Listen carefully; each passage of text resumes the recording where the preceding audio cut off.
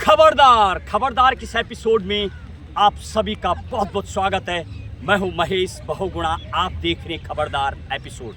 आज के खबरदार एपिसोड में राजधानी दिल्ली में बने भारतीय ग्राम पंचायत प्रधान भवन, जिस तरीके से मेरे बाईं तरफ बना हुआ है संसद भवन, नया संसद भवन, बिल्कुल राष्ट्रपति से 50 मीटर की दूरी पर हूँ मैं और मुश्किल से 100 मीटर की दूरी पर नज़र आ रहा है। मेरे सहयोगी विनोद, जरा दिखाइए वो नया संसद भवन का अशोक चक्र तिरंगा लहराता हुआ मुझे नज़र आ रहा। और ये मेरे बाईं तरफ राष्ट्रपति भवन 50 मीटर की दूरी पर 330 एकड़ 340 कमरों का जो राष्ट्रपति भवन है, उसके बिल्कुल मैदान में हूँ मैं अभी। और ख़ास तौर पर सामने की तरफ इंडिया गेट, जहाँ पर 4 अमर जवान ज्योति में से एक जवान ज्योति जलती रहती है। सबसे बड़ी बात, इस सड़क की यदि मैं बात करूँ, इसका नाम कर्तव्य पथ रखा गया है। और अनेक लोग जिसके लिए भारत को जाना जाता है, अनेक संस्कृति, अनेक भाषा, अनेक वेशभूषा में लोग अभी भी हजारों लोग इस जगह पर टहलते नजर आ रहे हैं। लगभग 4:36 का टाइमिंग, शाम का वक्त। जैसे जैसे शाम ढलती है, लोग यहाँ पर एकत्रित होते चले जाते हैं। ये वही सड़क है जहाँ पर गणतंत्र दिवस के दिन राष्ट्रपति और प्रधानमंत्री का काफिला जाता है। झांकियाँ भी इसी जगह से गुजरती है। और उद्यान पार्क, जिसका पूर्व मुगल गार्डन नाम था, फरवरी के मंथ में खुलता है। आजकल हजारों लोग उस जगह भी आजकल दौरा कर रहे हैं। सबसे बड़ी बात, जिस तरीके से आरएसएस का 12 मंजिला भवन का भी निर्माण हुआ है।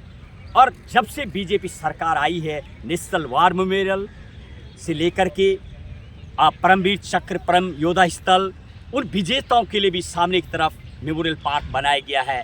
साथ ही साथ संसद भवन, सुप्रीम कोर्ट की बिल्डिंग भी बनी है।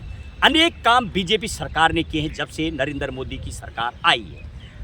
वर्तमान की यदि मैं बात करूं तो यदि राजधानी दिल्ली में भारतीय ग्राम पंचायत भवन का निर्माण हो और उस जगह पर तमाम भारत देश के जो ग्राम पंचायत के प्रधान हैं उनकी सभा चले, जिस तरीके से राज्यसभा, लोकसभा और विधानसभाएं चलती हैं, उसी तर्ज पर चले भारतीय प्रधान ग्राम पंचायत सभा चले।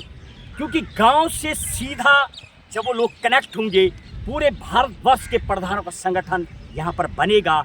और उसी तर्ज पर सरकारों का जो पावर है उसको यदि इस तरीके से बांटा जाता है, केंद्रीय सरकार, राज्य सरकार और स्थानीय सरकार। हालांकि यदि मैं ग्राम पंचायती राज व्यवस्था की बात करूँ, 1993 24 अप्रैल 1993 नरसिम्हा राव सरकार ने इसको संवैधानिक दर्जा दिया था। लगातार जब से देश आज़ाद हुआ, 1956-52 में जब पहला चुनाव हुआ था, तब से जाके समीक्षा की गई थी। अनेक समितियां बनाई गई, बलवंत राय और बलवंत मेहता समिति और NV नाथुन समिति। इस तरीके से आखिरी नरसिम्हा राव सरकार यानी राजीव गांधी सरकार ने भी प्रयास किया था, जो कि लोकसभा से बिल पास हो गया था और राज्यसभा में बिल पास नहीं हुआ।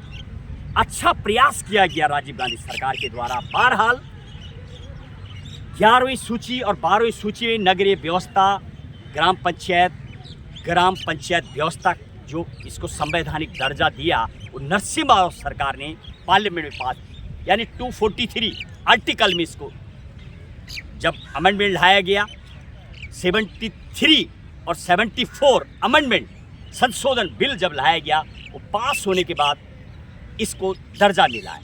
अभी की यदि वर्तमान की बात की जाए तो जिस तरीके से राज्यसभा, लोकसभाएं काम करती हैं, जो सांसद चुन के आते हैं, कई ऐसे सांसद अभी भी देश में देखे जाते हैं जो मात्र पार्टी के नाम पे जीतते हैं। चाहे राजीव गांधी सरकार की बात करो, 404 जब उनको, तो इंदिरा गांधी का जब असैसिनेट हुआ था, उस दया भाव में उनकी सरकार आई थी। 1971 में जब चुनाव हुए थे, 72 में होना था, इंदिरा गांधी ने भी 352 सीट से सरकार बनाई थी। अच्छा प्रयास किया गया। इंदिरा गांधी सरकार की बात करो, राजीव गांधी सरकार की बात करो, नरसिम्हा राव सरकार की बात करो, और वर्तमान में नरेंद्र मोदी भी अच्छा देश के लिए लगातार, चाहे वो कोई भी मुद्दे हों, बड़े बड़े मुद्दे सुलझाएं। अब करप्शन, जो भ्रष्टाचार बार बार दिखाई देते हैं, कुछ धार्मिक चीज़ों को लेकर के बराबर संविधान का जब निर्माण हुआ तो इस समीक्षा देखने को मिली कि गांव का विकास कैसे किया जाए। चलते चलते 1956 से चालू हुआ और 93 में ग्राम पंचायत व्यवस्था बनी। भारत में 29 विषय रखे गए हैं, जो जिस तरीके से समवर्ती सूची है, संघ सूची है, राज्य सूची, अलग अलग कार्य बांटे गए हैं। स्थानीय के लिए भी बनाए गए और नगरीय व्यवस्था के लिए 18 उनको विषय सौंपे गए हैं। बहरहाल करप्शन जो बहुत ज़्यादा है, ब्यूरोक्रेट का लगातार दखलबाजी और ऐसे सांसद अनेक जो कभी पार्लियामेंट में नहीं जाते हैं। मानो उनका जीतने का जो वजह होती है वो पार्टी का जब फ्लो बनता है, मोदी सरकार, मोदी और बीजेपी की लहर के कारण ही कई सांसद बन के आए हैं और मुश्किल से पार्लियामेंट में कभी बोल पाते हैं। तो जिस तरह से राज्यसभा लोकसभा की कार्रवाई होती है, ऐसे ही हो भारतीय ग्राम पंचायत प्रधान सभा, उसी तर्ज पर बने एक सभापति हो, पूरे लोग गांव की अपनी जो समस्या यहाँ रखें धरातल में, मीडिया कवरेज मिलेगा, प्रधानों को भी सेम प्रोटोकॉल मिले, जो वरीयता सूची है, जिस तरीके से president, vice president, governor, PM को दर्जा मिलता है, प्रधानों को भी दर्जा मिले, तो निश्चित ही देश में करप्शन पर लगाम लगेगा और धरातल जो योजनाएं सरकार बनाती हैं उस पर अमल हो पाएगा। तो प्रधान, जब बीजेपी की यदि मैं बात करूं, वर्तमान में पूरे भारत में 784 से भी अनेक जिलों में बीजेपी ने कार्यालय बनाए हैं, पूर्व में कांग्रेस के बने हुए हैं, भवनों पे करोड़ों रुपए जो पार्टियां लगा रही हैं। कहाँ तक ये सही है? जब सरकारें बदलेंगी तो कई कांग्रेस भवन की तरह जिस तरीके से खाली वर्तमान में हो रखे हैं, ये भवन भी आने वाले दिनों में जब सरकार बदलेगी तो कहीं ना कहीं शायद ड्रॉबैक भी देखने को मिल सकता है। तो अभी ऐसा युग हो, ऐसा राजधानी दिल्ली में मैं जिस जगह पर मौजूद हूँ, राष्ट्रपति का एक पार्क है जहाँ पर मेरे दाईं तरफ संसद कार्रवाई चलती है, उसी राज्यसभा लोकसभा की कार्रवाई चलती है। इसी तरह से प्रधान सभा की कार्रवाई चले, प्रधान लोग बताएंगे क्या नियम चाहिए, क्या चीज़ों की ज़रूरत है आज भारत को, कैसे करप्शन पे लगाम लगेगी।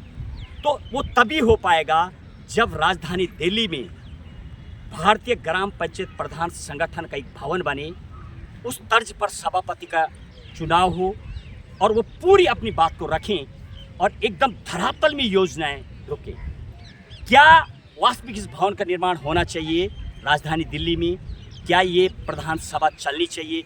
बताएंगे आप, फैसला आपका। बस आज के खबरदार एपिसोड में इतना ही। मिलेंगे अगले एक अनछुए एपिसोड के साथ। मेरे सहयोगी विनोद जो आज मेरी सहयोग का यहाँ पर कर रहे हैं और देंगे आपको जानकारी क्या सही है, क्या निर्माण होना चाहिए नहीं, बताएंगे आप, फैसला आपका। जय हिंद, जय भारत।